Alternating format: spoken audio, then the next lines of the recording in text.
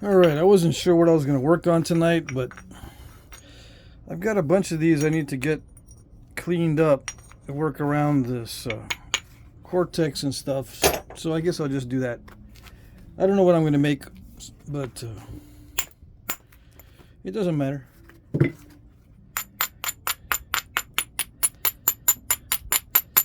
I was going to work on another fish hook, and I am going to do another fish hook, just in case you didn't see the last video. I took a couple days off after doing this, and I did some reading up on these, and to confirm my suspicions that most people know that these are mostly not real artifacts, as far as the old-timey, back in the day artifacts. There's probably a few that are real, but the Native Americans made fish hooks out of bone, I think. Anyway, just in case you were wondering if those are actual real things, most of those are fakes, or, you know, inventions of flintknappers.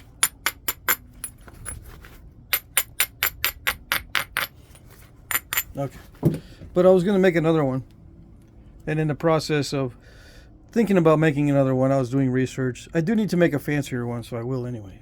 I'll continue to make these too, because these are good flintknapping challenges, and the more elaborate they are, the more challenging they get.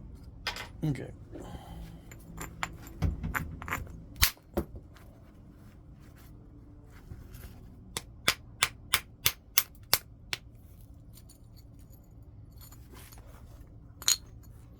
There was a crack there. I don't know if you noticed when I first took that flake off. It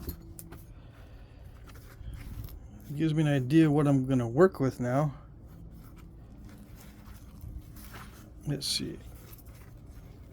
Yeah, it's very, very chalky. All right.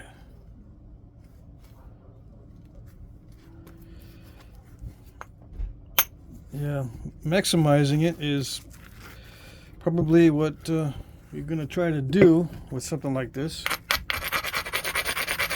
So I'll try to do that too. Sometimes I don't really care too much. As you know, if you've been watching the channel, I don't care too much about maximizing, but I do it on video as a training exercise for myself, and as an exercise in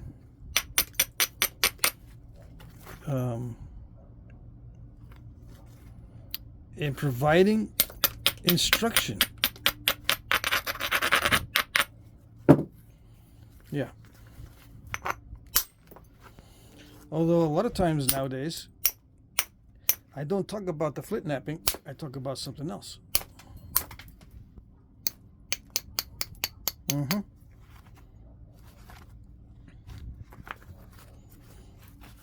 And this video is probably going to be no different.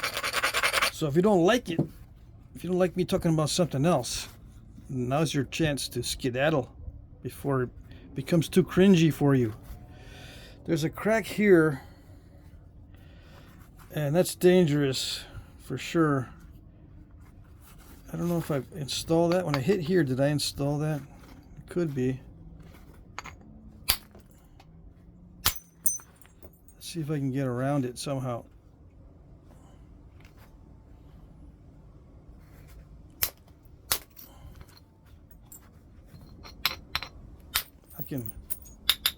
I can feel it in there with the sound of the stone. Yeah, there it is. Now it may be that I install that crack when I hit it this way. Crack it in the middle. If it's a snappy piece of stone, then that's what's going to happen. And there's no way around it, because you can't predict these things.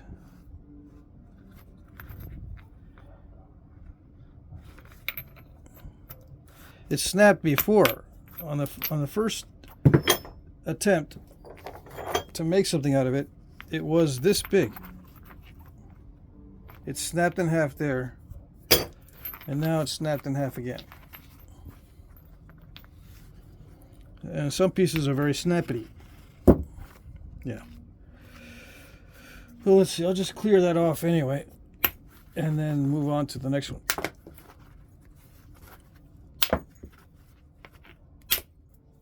Yeah, this really breaks apart easy.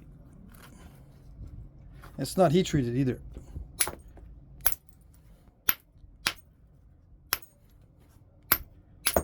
Yeah, it's just sometimes the stone is very easy to crack or to fracture or whatever. Whatever you want to call it.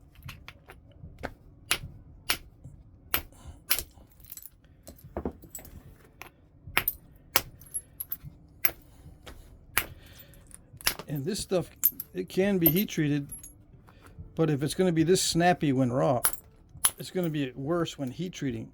So that's one of the considerations you take into account when you want to heat treat something, or if you don't want to heat treat something. You look at, I mean, you take a few flakes off and you find out, ooh, it feels very snap in half.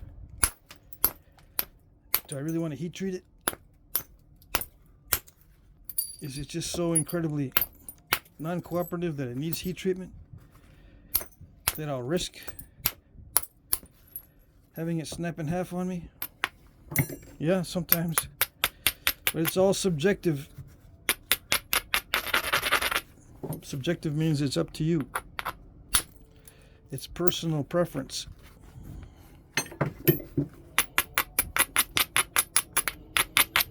Some guys will say, no, do not heat treat it when it's really delicate.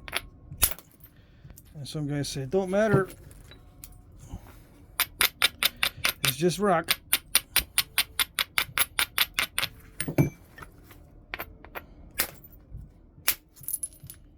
Try it anyway. The worst that can happen is you learn what not to do.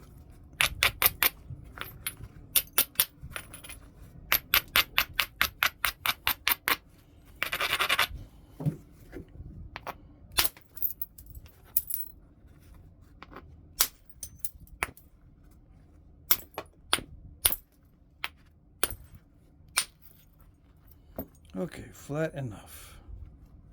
Yeah. Let's see what this one is.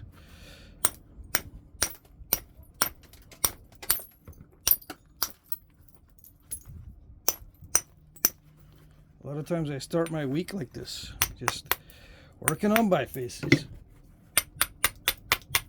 Sometimes I already had the bifaces and I just start working on points and stuff. Yeah, some weeks I'm able to be very productive and produce a lot of bifaces. I think this one in this case is heat treat. Yeah. So I got a bunch of this stuff all mixed together. Some is heat treated, some is not.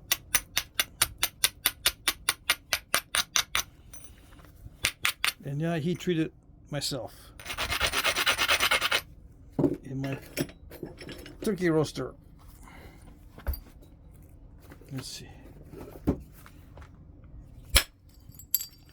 Oh, nice. So nice. Let's see if I gotta make sure I don't crack this in weird ways.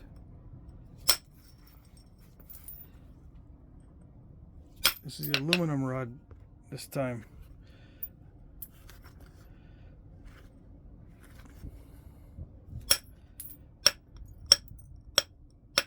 Just so I won't crush the edges, supposedly.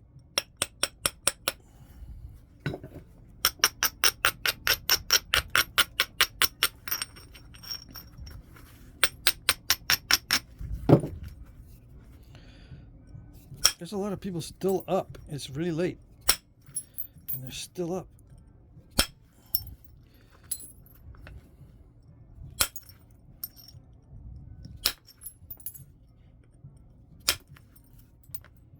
The dogs are mostly asleep now.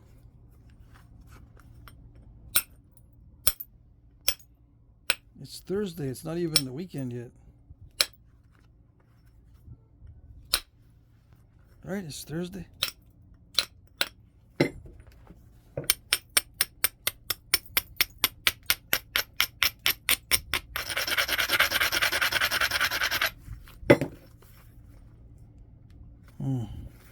It's right in the wrong spot too. That mess. I gotta thin down the base. It's too fat, right? If I start thinning this down, it'll be too fat here. I'm looking ahead a little bit.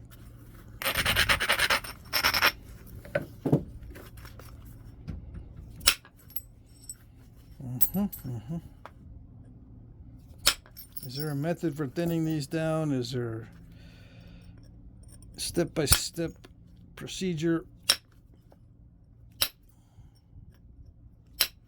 that can be duplicated by newbies that works every time? Can I develop such procedures? Can I develop such strategies? And so no matter what the contours of the workpiece is, the strategy will work regardless? I wish. I just attacked the worst first. That seems to be the procedure that is the default procedure for any circumstance. Attack the worst first. But then it begs the question, what is the worst? What is the worst? That's subjective. It's up to you. I guess that's the word of the day, subjective. This episode brought to you by the letter S and the word subjective. Yeah.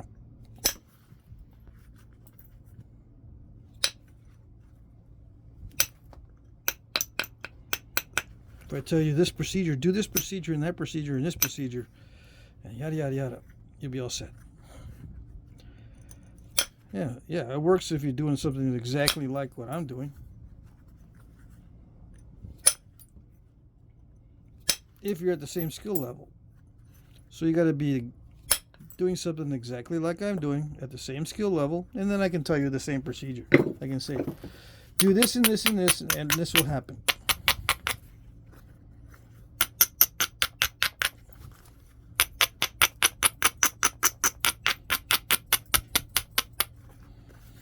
It works with other skills that don't involve risk.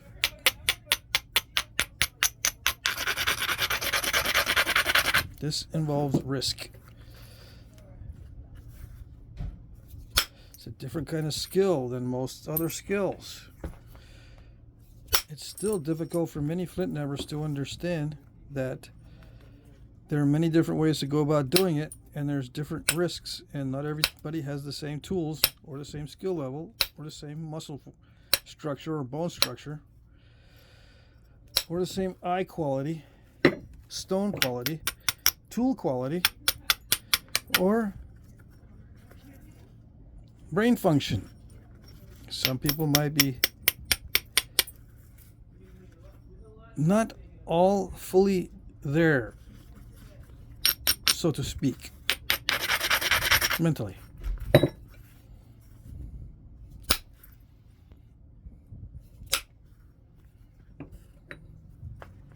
So the instruction has to be very generalized.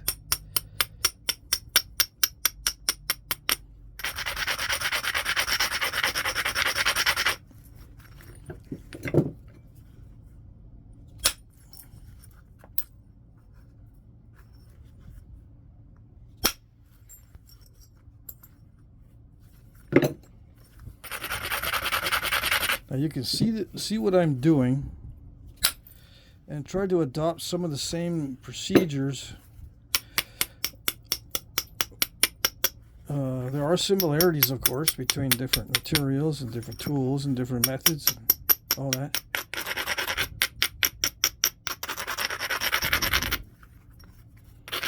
I tried to learn directly from people on the internet when I watched YouTube when I started. I tried to learn directly from people and it didn't work.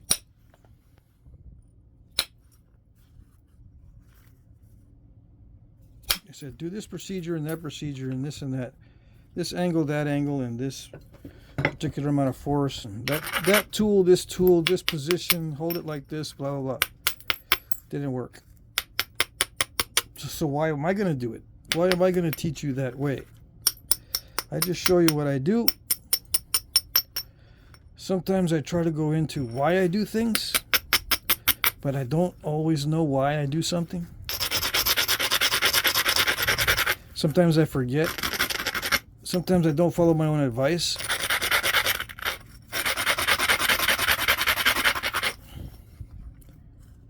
Because it just feels like it'd be too much of a hassle.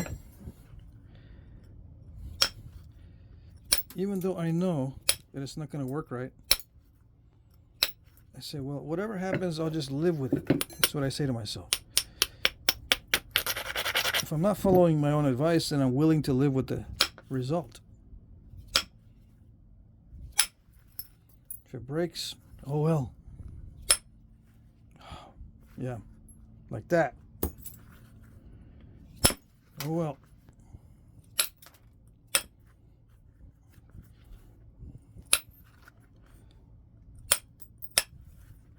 They did not do that on purpose. That's one of those things that happens when you haven't been Flintknapping for a couple of days.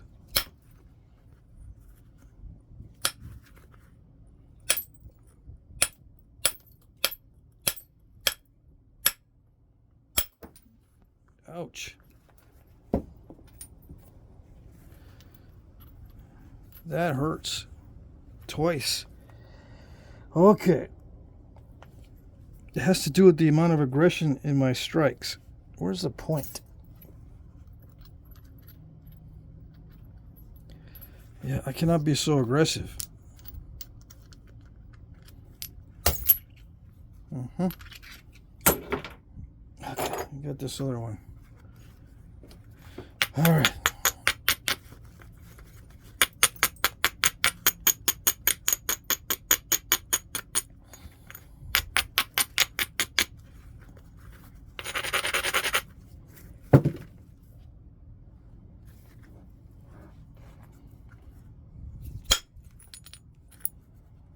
That's mostly cortex. This is going to be a challenge. Okay.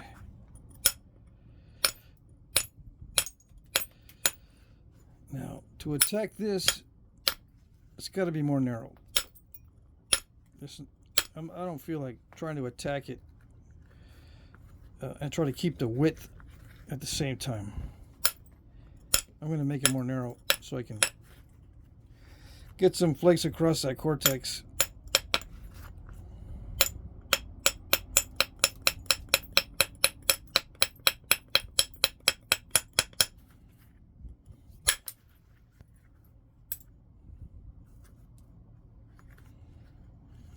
Yeah, just how far do I want to go?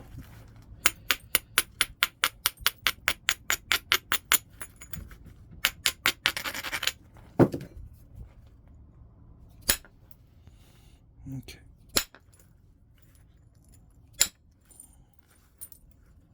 I know it's not this because I just cleaned this up before I started. Well, no, not just before I started. Yesterday or the day before, I cleaned off this tip.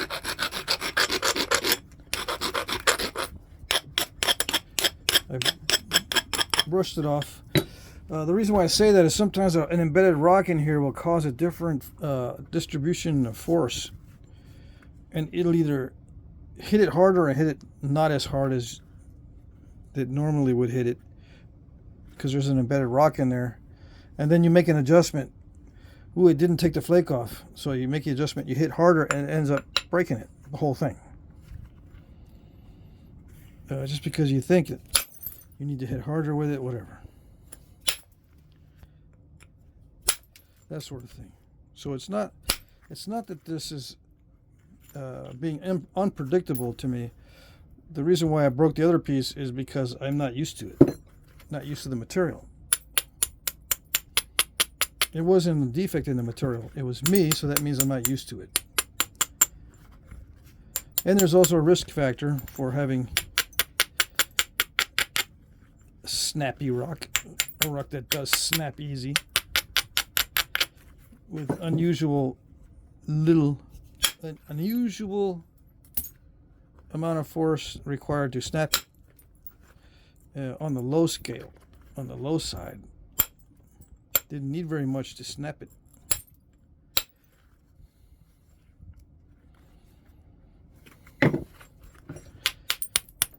Some guys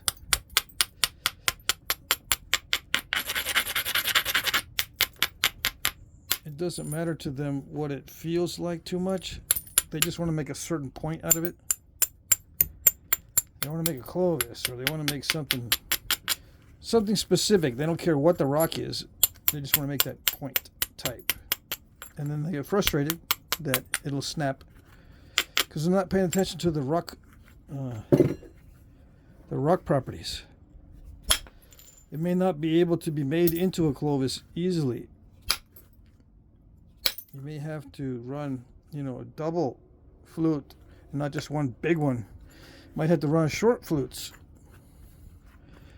But they get all bent out of shape. I go, no, I'm going to go for long flute no matter what the material is. And I'll just adjust to it.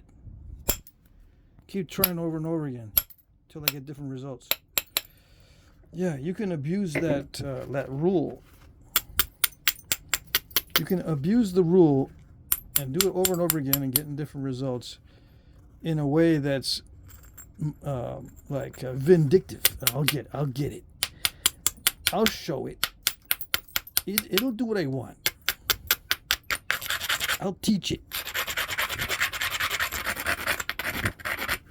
Yeah.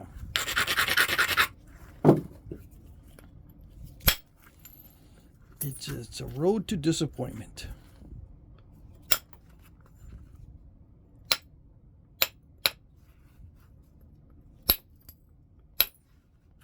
Cannot abuse the rule. Cannot abuse the rule of doing it over and over again, expecting different results. Cannot abuse that rule. Just use that rule as a general guideline for practice. That's the definition of practice. Sometimes you feel like you're going insane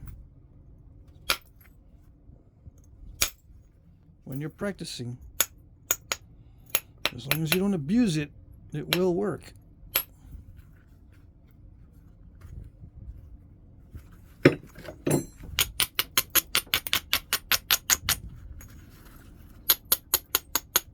Alright, so I've got to be careful now. I can feel the anxiety. I can feel the sweat. It's a sweat stage.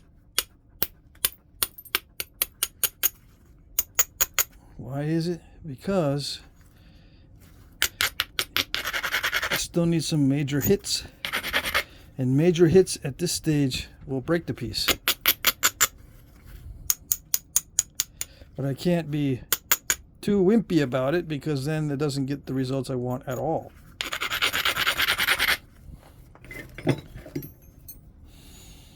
Okay. So I attack that head on. Direct attack. It did manage to wipe out lots of that cortex. Lots of that cortex.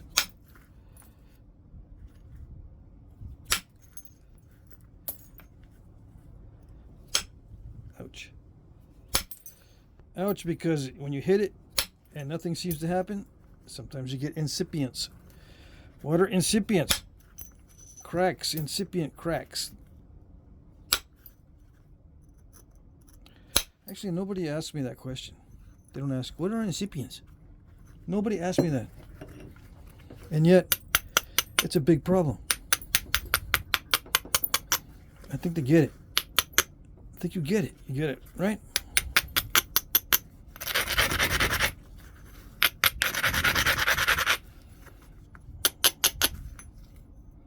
Maybe I should use steel. Maybe I think I'm being smart by using aluminum. I've got a lot of time under my belt with steel, so it's familiar to me. I don't think I have as much time with aluminum, but that could be I could be wrong about that. I don't know. It helps to have time with a certain material. How much time do you have with a certain material under your belt? That's the default tool to use, the one you have the most time with. Even though it may not seem right, even though you may think you're abusing the rule,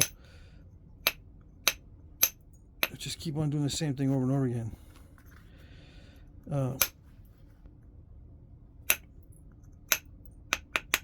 Just keep in mind that the tool you're most familiar with should be your default tool. I know they say try different things and that makes you grow.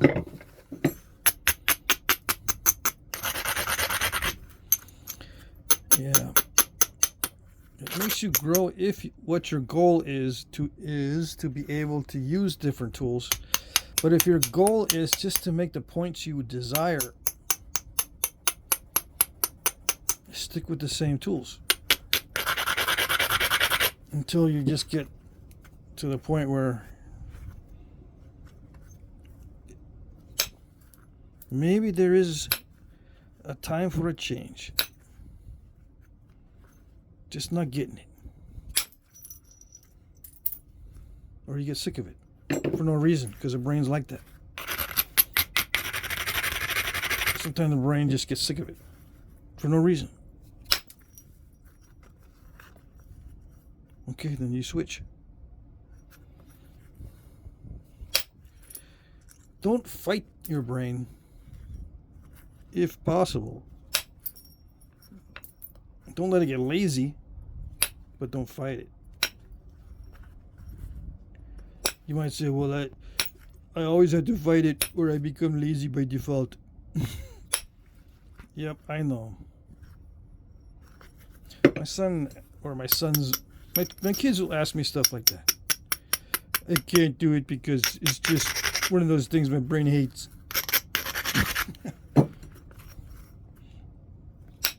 Yeah, I know.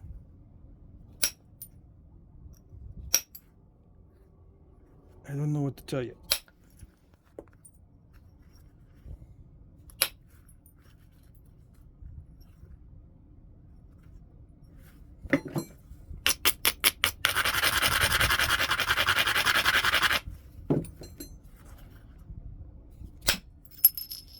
Beautiful. Some of you might say, no, leave it in. Leave it. Don't take out that beautiful cortex. It's wonderful. Okay, you leave it in yours. Yeah. No one's going to be upset if you leave it in yours. I'm not going to be upset.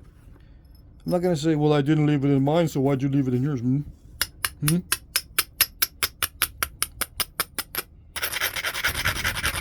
not going to get upset. I'm not.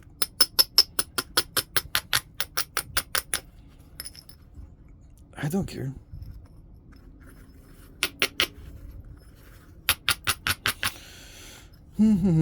Is it still the sweat stage? Oh yes, I just had 2 failures. Or 3, whatever. I tried to take a long nap today. Usually on my days off from Flintknapping, I do errands and stuff. I run around like a chicken with my head cut off, doing errands. But sometimes I try to take a nap right in the middle of everything. Like today. And then I wake up. I'm going, okay, who hit me in the head with a brick while I was sleeping? Who was it? Nobody? Dang it. What is that? What is that feeling like I get hit in the head with a brick?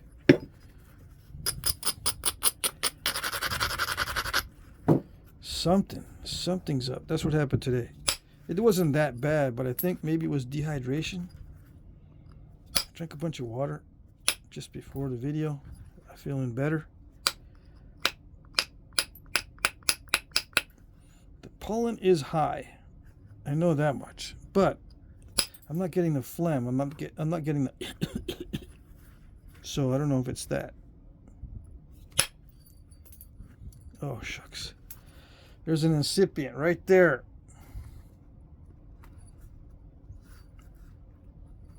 Just when I thought I was doing a good thing.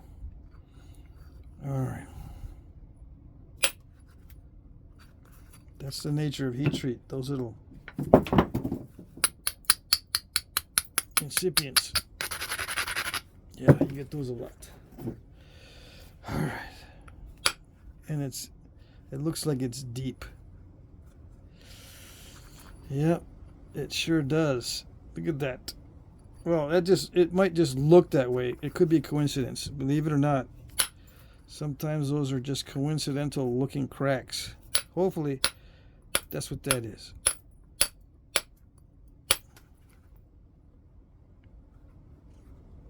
Yeah, that might be it. That might be this. That's what it was.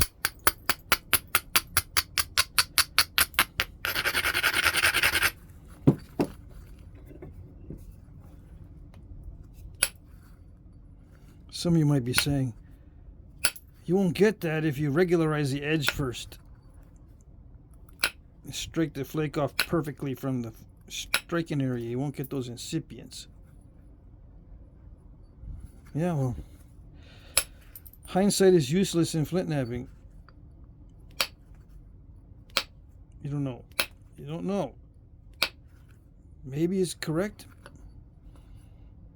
I could say, yeah.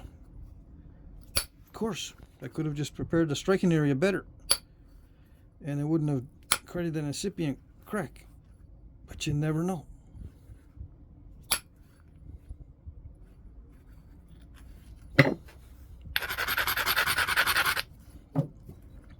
More lopsided now.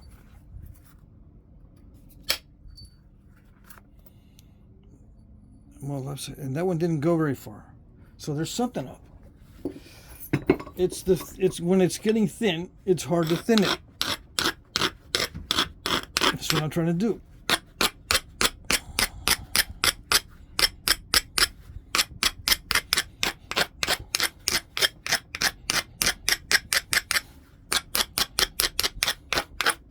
Now, some of you guys have been watching long enough that you know my mistakes, and in the comment section, you'll say, well, at 31 minutes and 40 seconds, you should have done this and that. I know. It gets to be such a good spectator sport that you know what I can do to correct my mistakes. You know already. I know that you know. A lot of times if I think about it, I know what you're going to say. Or I know what I should have done. But that's not why I make the videos.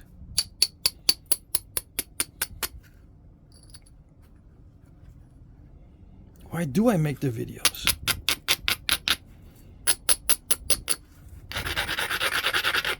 Well, now, since I monetize them, I get a return on my investment. I get a return on my time and effort spent doing this. That's one of the main motivations these days. Yeah, I'm in the process currently of cleaning up all my videos and making sure the ads don't run in the middle. I've already done like 500 of my videos, but you have to go back into each one and unclick the spots in the videos that you don't want ads in, because when you monetize, it puts ads in front, rear, middle, and then it puts, sometimes it'll put little tags. It'll say you want to put a little tag or something in it. Everything will be checked yes. So then you got to go back and opt out.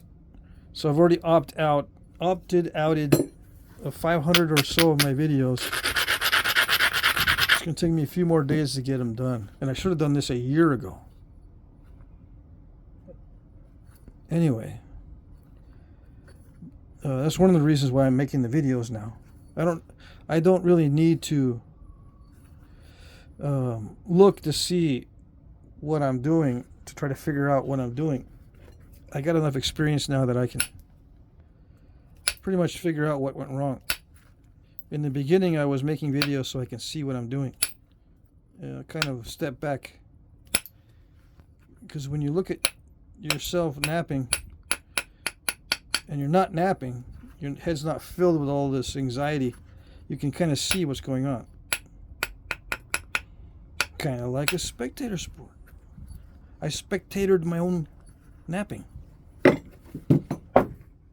also wanted to document my style and see if it was a thing.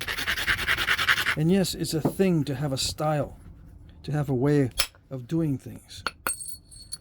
Yeah, it is a thing.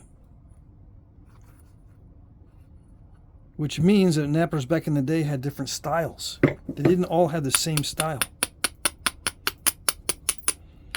So when you think about how did they make them, well, you don't know their style. For one, there's a lot of things involved in knowing how they made them. One of the things that's very elusive is what style were they? What style were they employing?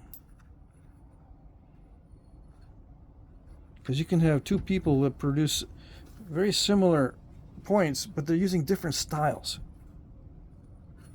And it's hard to define what a style is, but you know it when you see it. You look at the napper and you go, wait a second, these two guys are both making the same point because they're in the same tribe. They're making the same point, but they got different styles. But when you look at the points, you don't know who made which one. Okay, which one made it? They look the same. And you guys are using different styles, but they look the same. Who made it? You know, that kind of thing. That is a thing.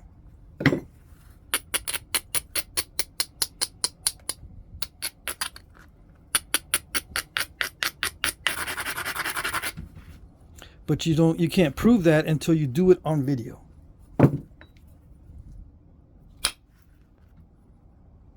Or the video is an exceptionally good way to capture the facts.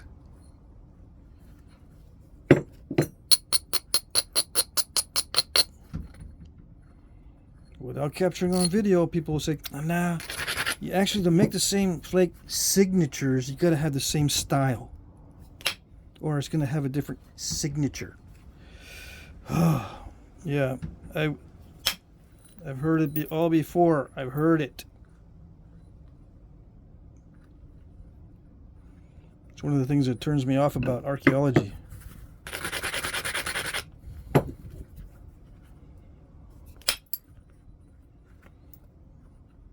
The powers of observation on many people who are doing research on this stuff is very poor.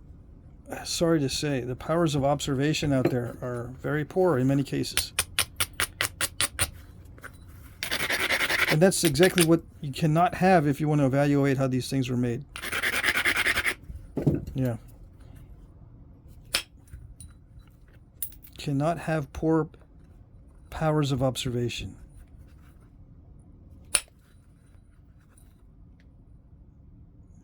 All right, so this is getting to the point where I need to switch to a different tool. Why? Because I'm getting stuff like that. I'm hitting in way too hard, and they're diving. And that happens when it gets thin. And I'm trying to remove something from the other side, but it's going to be too thin in the middle. And this tip is too thick. But if I hit it now, it's going to snap it. This is all pretty much from the same batch, so the material is very similar. So I got to watch it. I did break one already, so I got to watch it. I got to be careful, because the last one was very similar in consistency. This one is just a little bit more snappy feeling than this one. Yeah. Because this one is, I mean, even being that thick, it snapped so easily. I've hit this one harder than I've hit this one. And nothing happened to this one. Right? It's not a very good analysis because it could be that I prepared the striking areas differently. Yeah, I know. But, in general, this one holds together a little bit better, but I cannot continue to use that tool because I'm afraid of breaking it. I gotta switch over. Okay. All right, let's put away some of these. Or let's get these. Let's get this mess out of the way.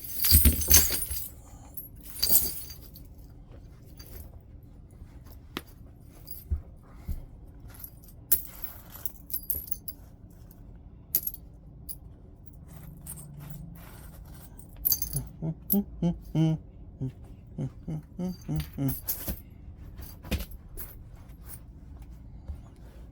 I have flakes in there? No. The only time I really worry about flakes in my shoes is when I'm working on Obsidian. Because those flakes are dastardly.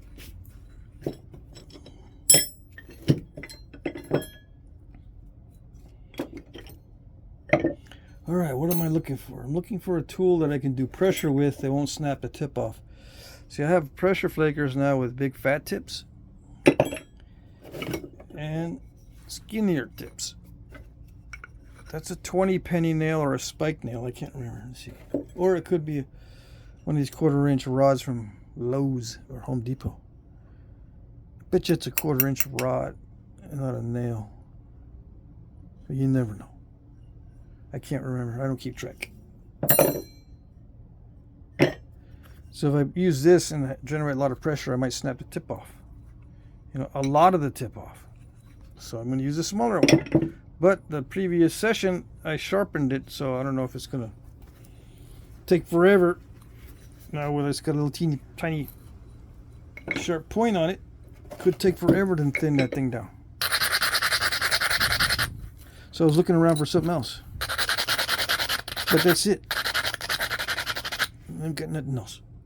Except for the spatula tools, and I don't want to use a spatula tool right now. Why? Because it's not going to take these long flakes off. I want long flakes. Yeah, but not like that. Yeah, like that. Yeah, like that.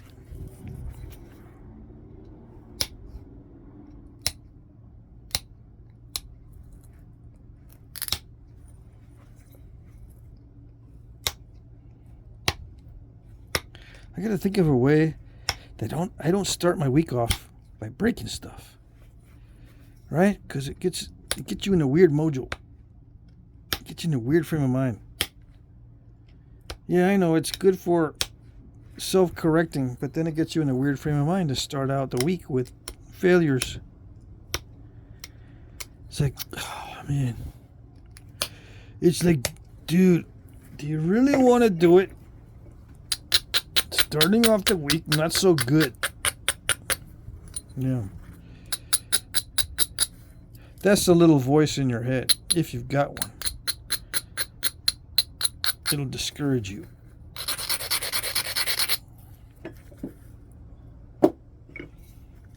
Some people got test pattern. Bzzz. They don't have anything reminding them of anything in their brain.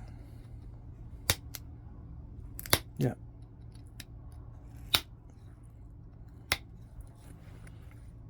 I've always got something going on in my subconscious that's either tugging on me, or if I think about it, it won't like it. Something that just doesn't like it. And then I put a voice to it. I don't hear the voice. I get the feeling and then I put a voice to the feeling. In case you're wondering, because yeah, it sounded kind of funny.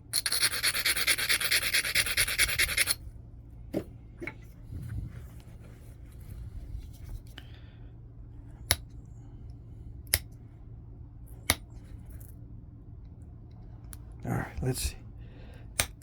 Nope, not like that. Like that. But that one scooped out a big old wide flake. Yep.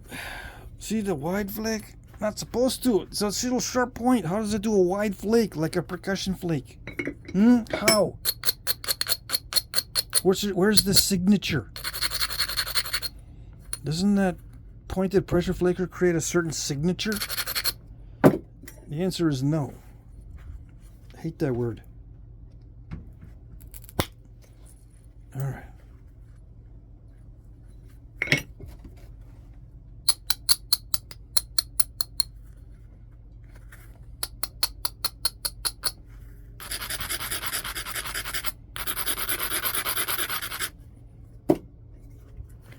All right, here it goes. No, I gotta grind it.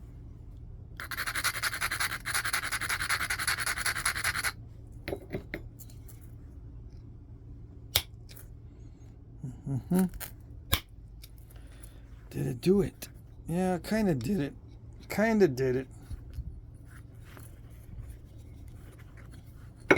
It's getting thinner. I'm not going to complain too much.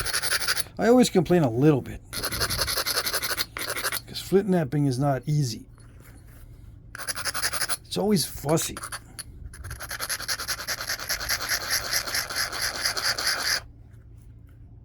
I know. Some people have enjoyment doing it. They'll sit there and they'll take a flake. Ooh, I enjoyed that. That little miss. I didn't take a flake. I enjoyed that. Ooh, I enjoyed that because it did take a flake. I enjoyed that one because it went that far, but it didn't go all the way, but I still enjoyed it. I enjoyed that one even more because it went further. It didn't look like a ribbon flake or anything, but I still enjoyed it. That one I like because it didn't fail. If it failed, it would have caused a strap fracture. So I enjoyed it. I'm not like that.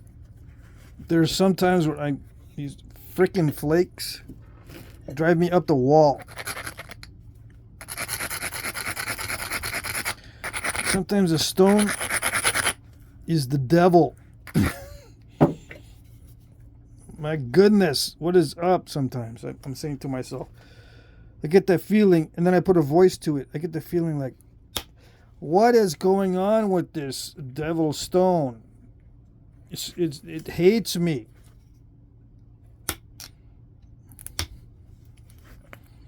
Yeah. You know, and I can lie. After the end of the process, you know, like the guy who won the marathon or whatever, how are you feeling winning the race? And they'll say, I feel fabulous. It was an experience of a lifetime. It was the greatest thing ever. I won it, and I've been working forever to do it. No, they're probably doing that for the camera because what they really want to say is, I fell down 4 times, and it was like that gave me the motivation to get up and just put the pedal to the metal because I was sick of it.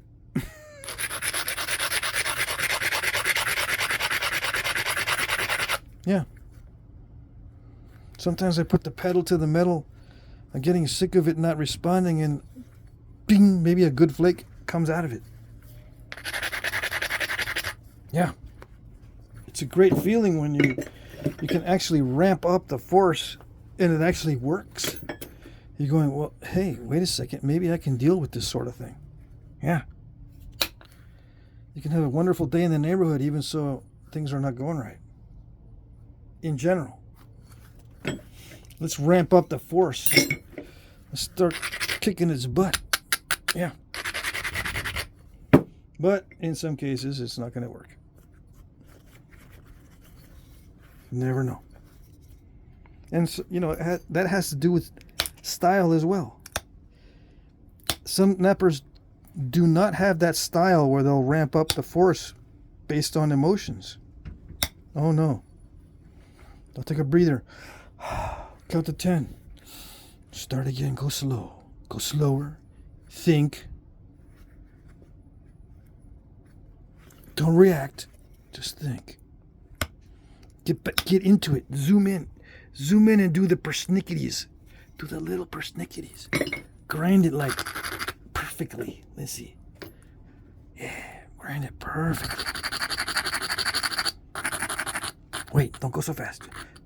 Carefully grind it. Take your time and really get in there and get that special contour and really delicately but firmly perfectify it. Yeah. Oh, that would drive me totally nuts. Which it does. But I have fun making fun of it. I have fun making fun of it. Yes, I do.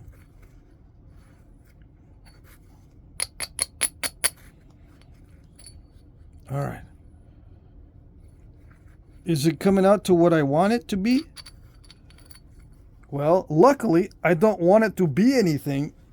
So that part I don't have to worry about. I'm not even worried. that it's not coming out like I want it to come out. I'm just trying to regularize it and make it taper down nice and smooth. That's the default position, tapering it. That's the default type of shape. You know, thick in the middle, the thickest right in the, where the widest part is the thickest. That's the default position. Everything from there tapers down. Everything tapers from the center, and it might even be the center of gravity. Yeah, probably is. It's thickest right in the center of gravity, and everything tapers from there. And it gives you a nice teardrop shape as a default, in case you're wondering. And you might be saying, somebody might be saying, no, dude, you're just used to making Solutrean style looking things. Well, it might be true that I am used to doing that, but have you considered the possibility that the Solutrean shape is a default shape for ease of construction? No? Gotta work on your powers of observation. That's all I'm saying.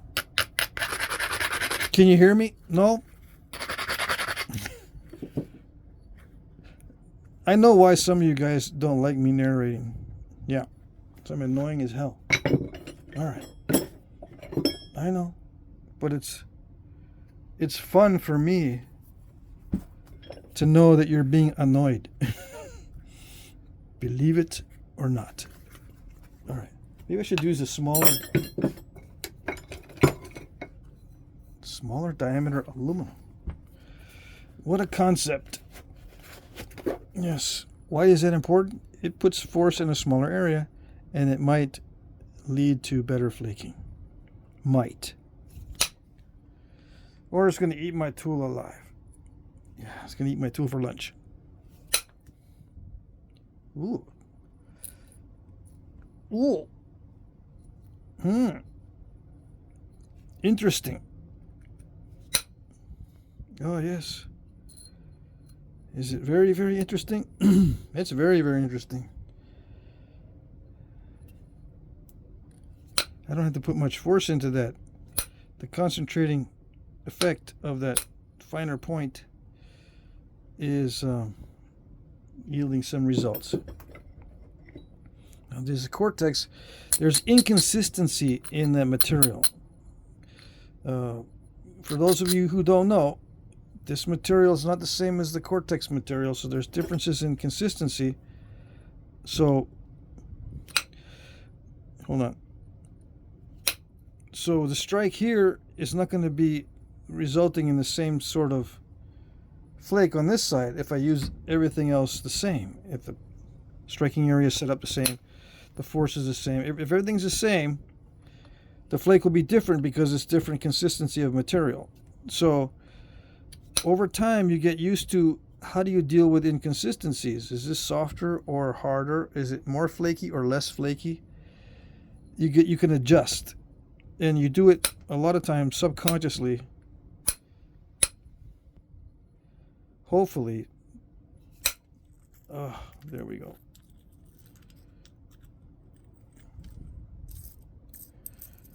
What did it do? So, hopefully subconsciously you can deal with it. What did it do? I think I don't know. It is a strange thing that happened. The flake went under. Instead of clearing that out, it dived. But there's also an incipient crack there. Or there's a radial crack. Now, a lot of times those radial cracks happen when you're using a tool that's too hard. But I use aluminum. It's not too hard for this. It's a weak spot. I don't know. There's another incipient crack here. It's a radial crack, but it's incipient because it's a remnant. I did not see that.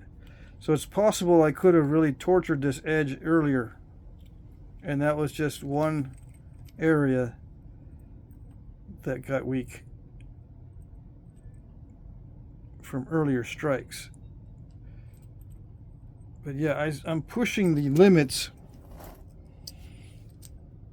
Usually it's not a problem. Usually pushing those limits is not a problem. But it is with this because it's kind of snappy. All right. 55 minutes, 52 seconds. I still got another one of these. Let's do that one. Let's do that one. I've been staring at this one for weeks. Why am I staring at that one? Because I'm wondering why is it so dark here and it lightens up so much in the middle? It fooled me. I thought it was going to be totally red on the inside.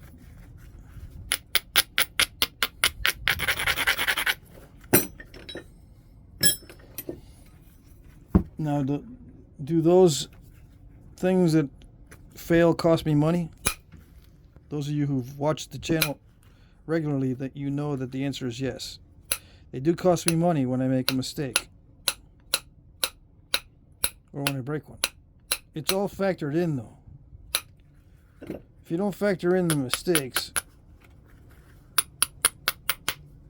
then you're in trouble because you're going to be surprised by the amount of money you don't make.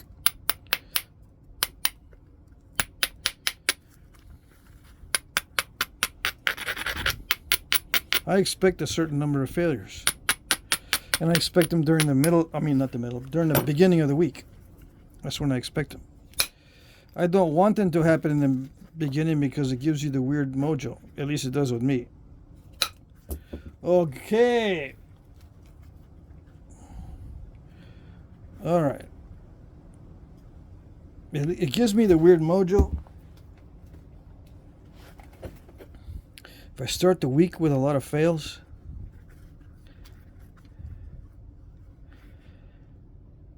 this might just be too hot, cooked too hot. This is one of my earlier batches. This may have been just cooked too hot, and it's very crackly. Are the other ones cooked too hot too? No, I don't think they were. I gotta make sure when I have another batch going right now. Gotta make sure these are not being heated too hot. It's just drying out right now, but I gotta make sure that I remember that this previous batch here is, well, it's not previous. This is from weeks ago.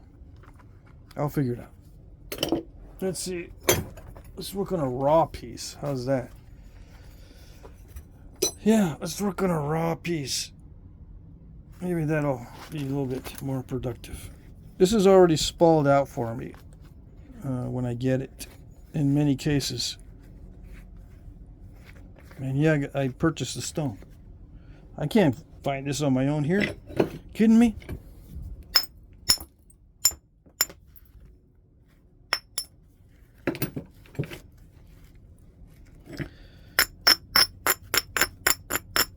But yeah. Learning the heat treat stuff is a challenge, both in working the heat treat and in heating the heat treat. Now this is a challenge because this goes through all the way. See that? That goes through all the way. So this is deceiving. It's not going to be that big. This is probably going to have to be totally removed. I can't have any of that in my final piece. So the piece is going to be like right here. So what am I going to do with all the extra? And if I hit real hard here, is that going to snap across there that's where it's weakest? I don't know. We're just going to take a risk. And take off some good flakes if we can.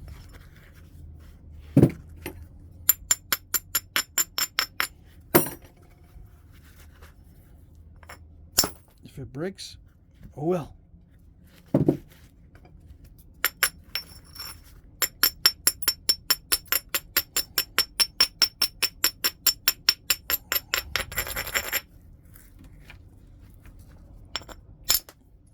At least I get some good flakes.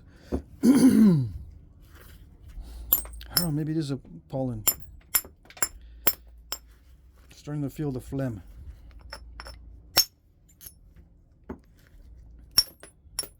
Anyway.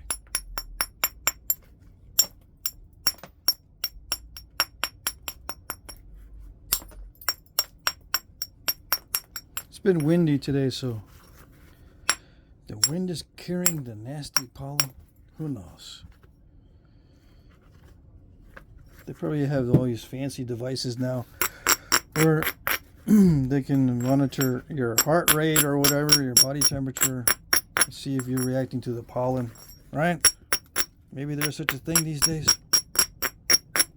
I should get that. So that way I don't have to guess.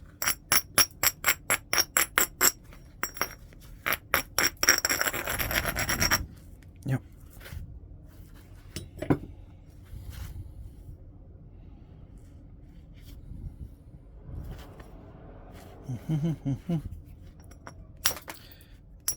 Am I admitting that my powers of observation might not be that great? You know it. I will admit to that. Oh yes. A lot of times my powers of observation are pretty stinky. Not good.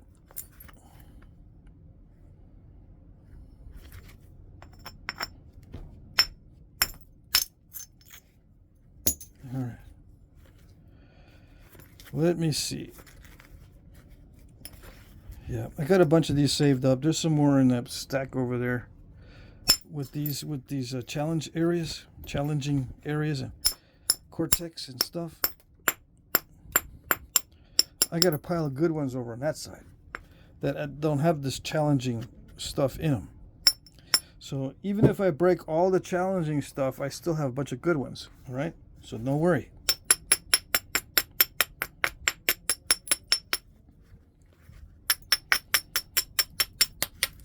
You know, I consider myself fortunate if I end up making a bunch of good stuff out of the challenging material. Yeah, it's fortunate. It's not something I plan on. I don't go, well, I gotta make sure I make good stuff out of this crappy stuff, or I'm screwed. No, it's not like that. It was like that in the beginning.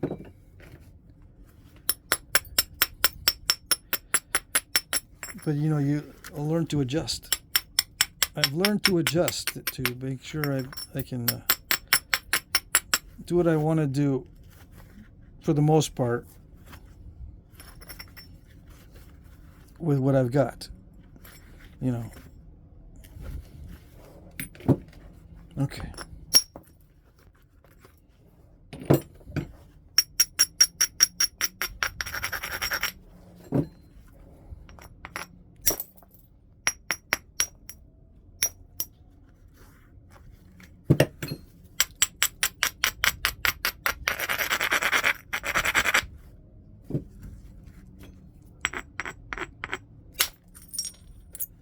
Ooh, that's a thin one.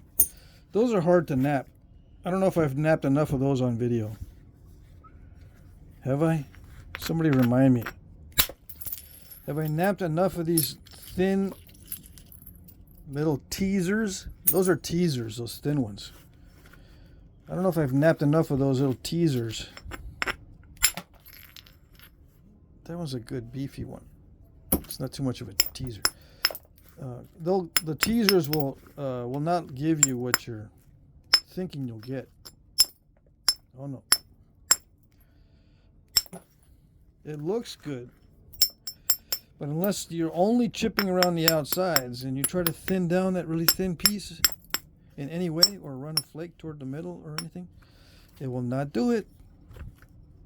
It teases you because it looks like it'll do it.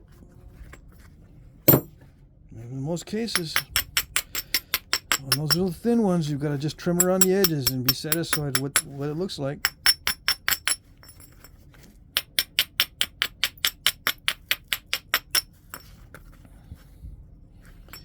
Alright, this looks kind of solid, right? But I can still see the chalk goes all the way through. So that's unfortunate. Yeah. Sometimes the chalk is shaped in such a way that it doesn't present a problem. But in this case, it's a problem. I'm trying to think of what I can do to preserve the maximum length, and it's not going to work right. Yeah.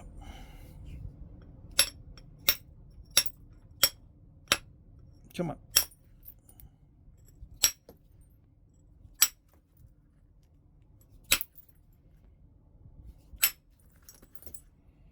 Ooh, it might not be that bad. I thought it was going to be worse than that.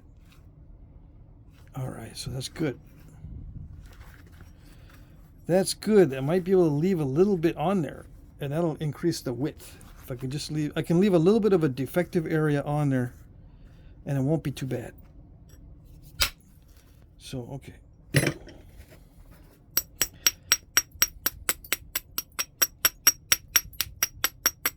But we'll see. It's not as bad as I thought. I thought it would run all the way deeper than that, but it doesn't. So it's mainly now on this side that's weak. I think I can deal with it.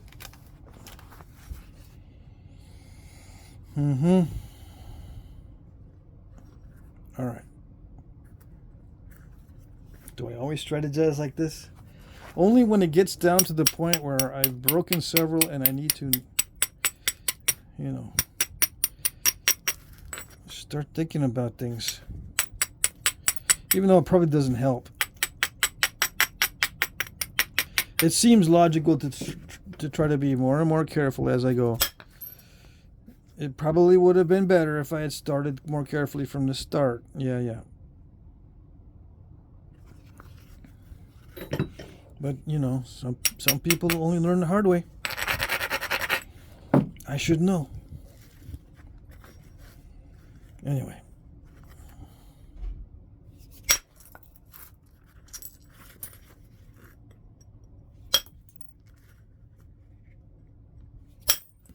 I tried to be expedient. Yes, I do. Can you hear me? I try to be expedient.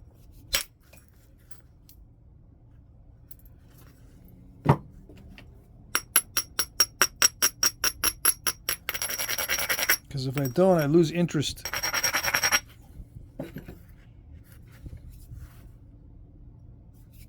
It's a very strange thing.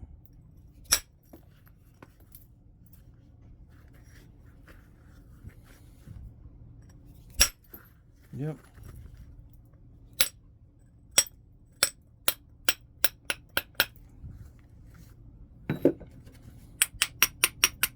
Expediency doesn't pay off in Flintknapping. Many times it does not pay off, I gotta admit. But if I try to nap any other way, I lose interest in napping altogether. Nope, I'm not gonna do it. Nope.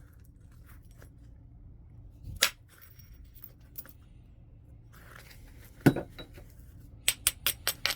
get that feeling, and I put a voice to it, and it says, nope, I'm not gonna do it. Nope. That's it. You're gonna be too persnickety about it. Forget it.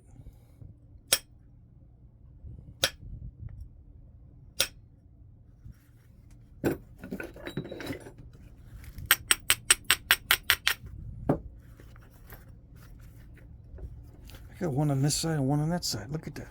I got a defect there and a defect there. Here defect, there defect, everywhere defect. Alright. That one is no longer in our way. Because we are napping this.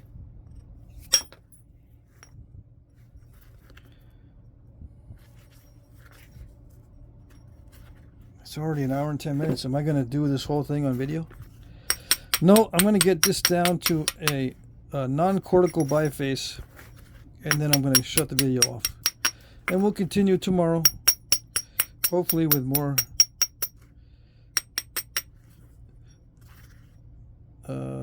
skill, because now I know the extent of the delicacy of these heat-treated items. I got a bunch of heat treat.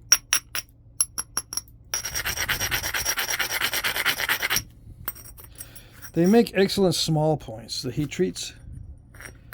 But I'm doing the big ones on video because everyone's trying to make stuff out of the big pieces of heat treat. And they want to see how I do it. You know how I do it? Very, very failure-y. So far.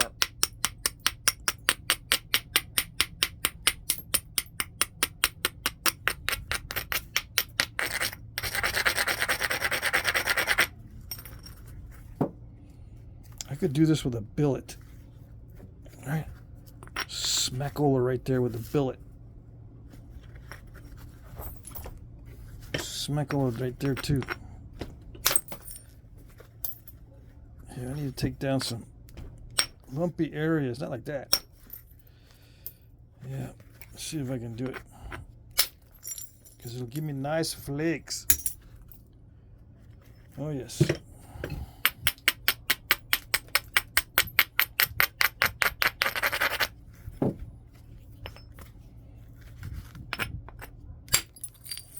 Nice flakes.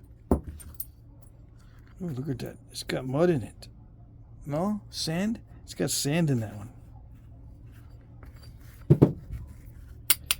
You know that sand is old. The water isn't old, but the sand is. Because the sand cannot penetrate the rock, but the water can. The water can penetrate the rock. In case you didn't know.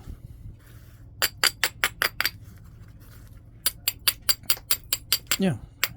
The water can be, the stone can become waterlogged. And that's where it happens. It doesn't dry out completely. It just accumulates in these little, there's a water in there to begin with when it's waterlogged. And when you pop it open, it oozes out. There's water everywhere on the surface, everywhere else too, but it's such a thin layer that it doesn't seem wet. You only see the water actually when you hit a pocket. All right. I got to prepare this edge so that I don't hit it in a spot that won't work. Yeah.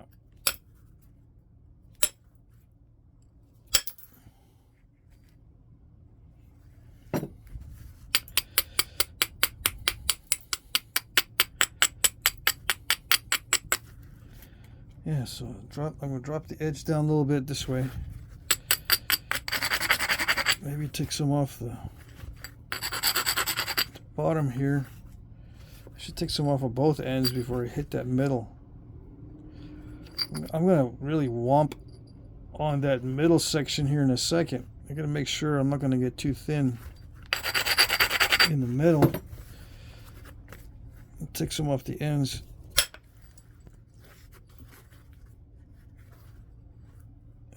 Let's see.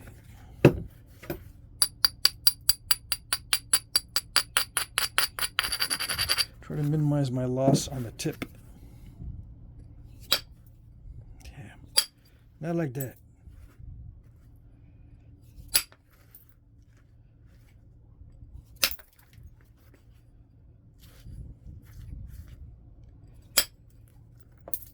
Just regularizing.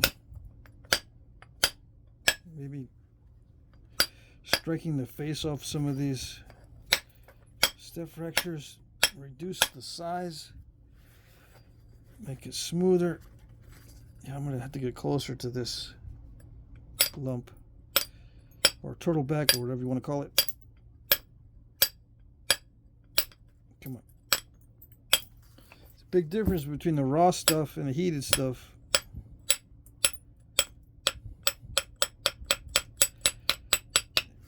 Some batches it's better to leave it raw. So that's one other thing to take into consideration when I'm doing this heat treat batch.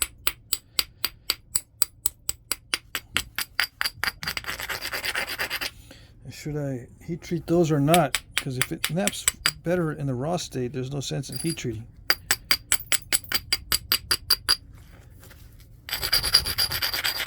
It might not feel very flake prone, but if you leave it raw, sometimes it's less snap prone. Okay. Should I indirect percussionize it or billetize it?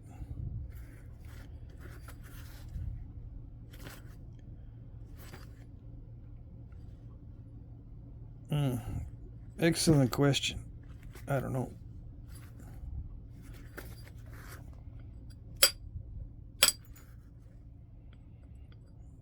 Just pick at it until I make a decision.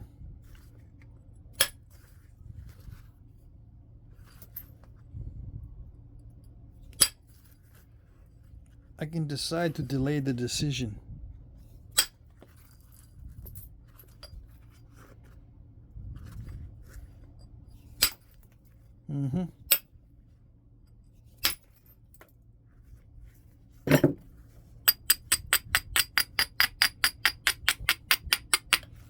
Now, do I have to decide to delay the decision? Or are some decisions causeless? So that there is no decision to decide. You get into an infinite regress with these decisions, and you find out that the way you think decisions are made are flawed. If you get an infinite regress, you didn't know that? Yeah. It is true. Infinite regress rears its ugly head. It's a good indicator that you're on the wrong track.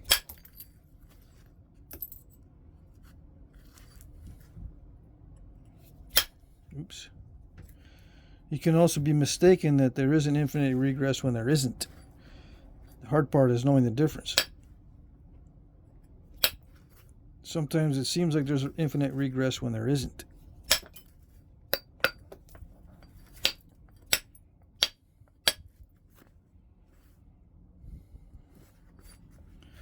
All right, here we go. No, can't do it that way. It's going to eat my tool for lunch. All right, so let's get it ready for the billet strike. It's not really ready. Even though I've taken a bunch off this edge, it's not ready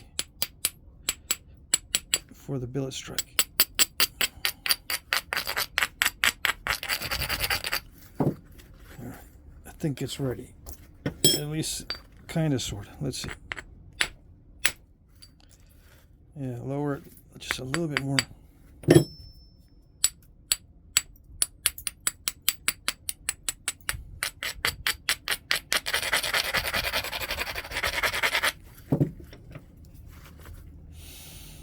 I don't know.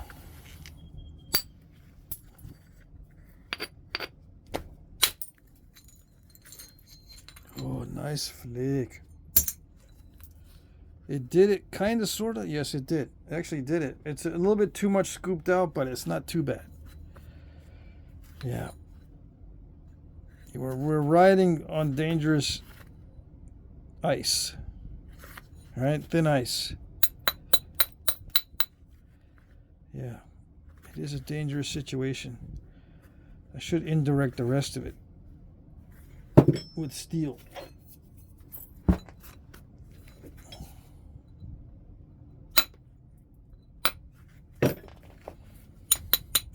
I can't do too many of those, and I'm probably being overly cautious because of the broken heat treats from earlier, but it'll work with indirect percussion. I just gotta readjust. I changed my strategy. I was gonna finish it off with billet strikes, but after that big one, I said, "Nah, you know what? I don't know. too dicey.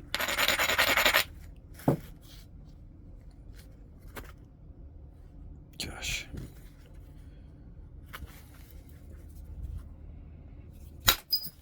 There we go. That looks like a billet strike, but I got it with the indirect percussion. Yep.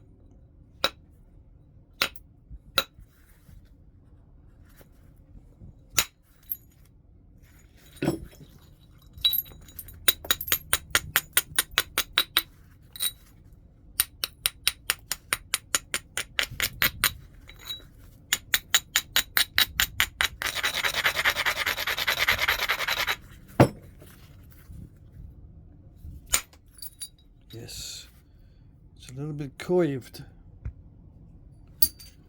Yeah. Oh well. These little indirect percussion flakes are a little bit smaller than the billet flakes in many cases. Probably in most cases. That's all right. Safer.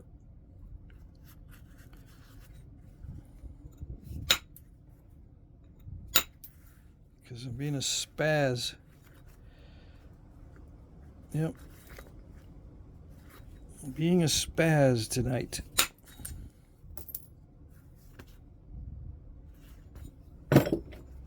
Still got a little bit left. That's not too bad. It's not bad at all.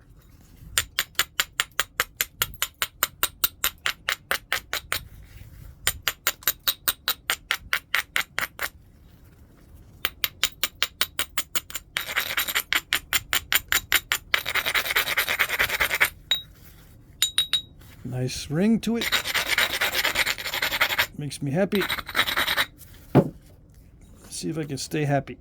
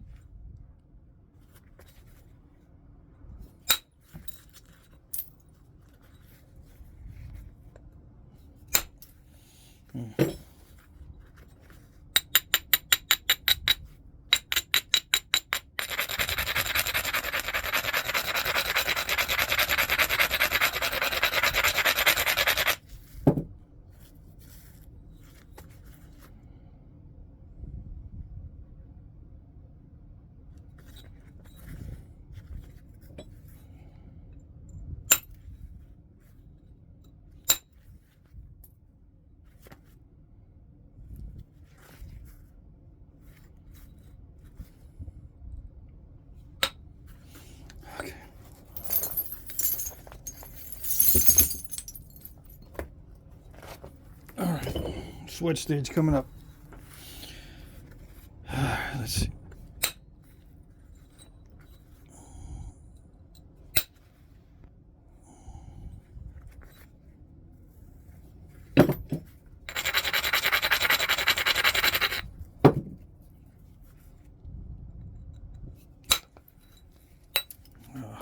All right. That's the way it's going to be.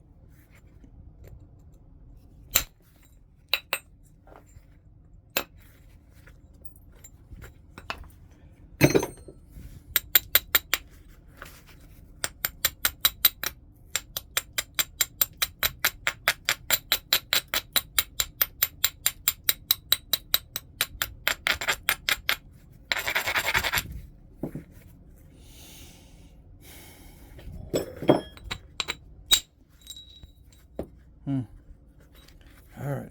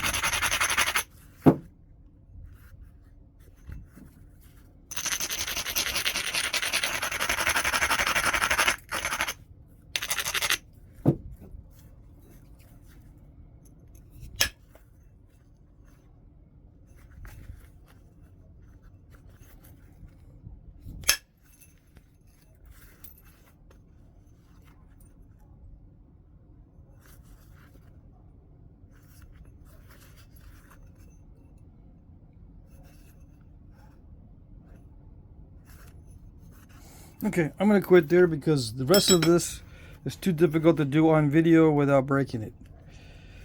Okay, so I'm going to finish it off camera. This is going to be a boogery spot here. I can get it out, but I'm going to have to think about it. I can't do it on the fly like I do on video. The video stuff is mainly on the fly because my ability to think about it is limited.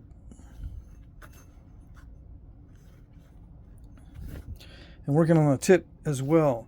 It's raw, so it's going to require a lot of force to finish it up. I've got spots that are going to be very difficult to conquer. This here, unfortunately, I can't show you on video without risking breaking the whole thing. I cannot continue to risk breaking these. That's the unfortunate part. A lot of you guys want to know how to take care of those. I cannot show you on video and still be safe.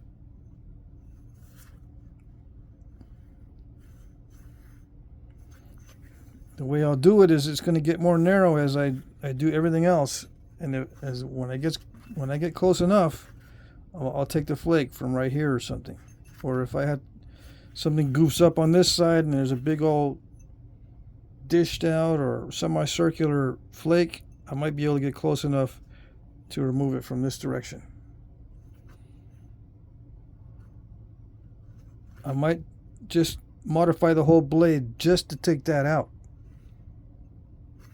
That's also another option. Sometimes I'll modify the whole thing just for one defect because I know it's going to give me trouble and I don't want it in there. But I don't know yet. That's the thing. What do I mean by modifying the whole thing? Make the whole thing very much more narrow. Or curve the sides inward. It's not very common to see a big blade with curved inward sides, but it can be done, obviously, but I don't know yet. I don't want to try to figure it out on video because like I said, my ability to think is limited when I'm doing it on video. Now, should I heat treat this? I can, and it would be easier to remove the defects, but it's also easier to snap in half.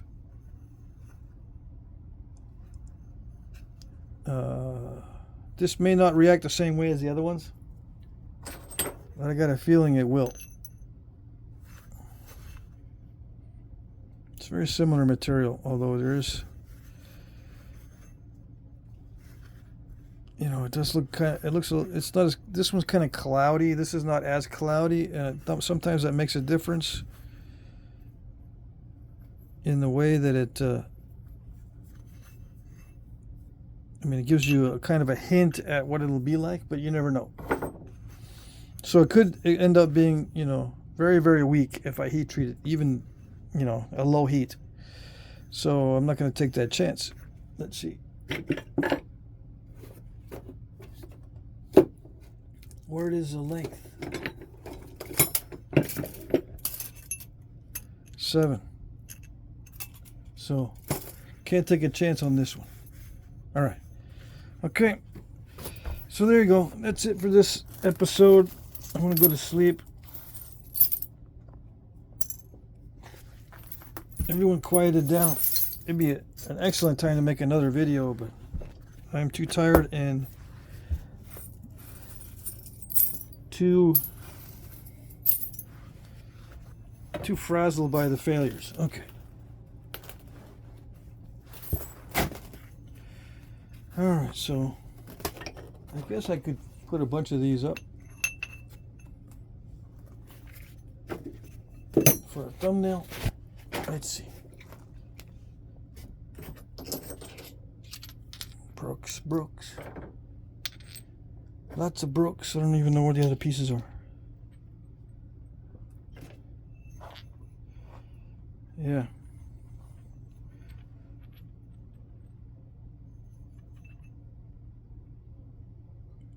Alrighty.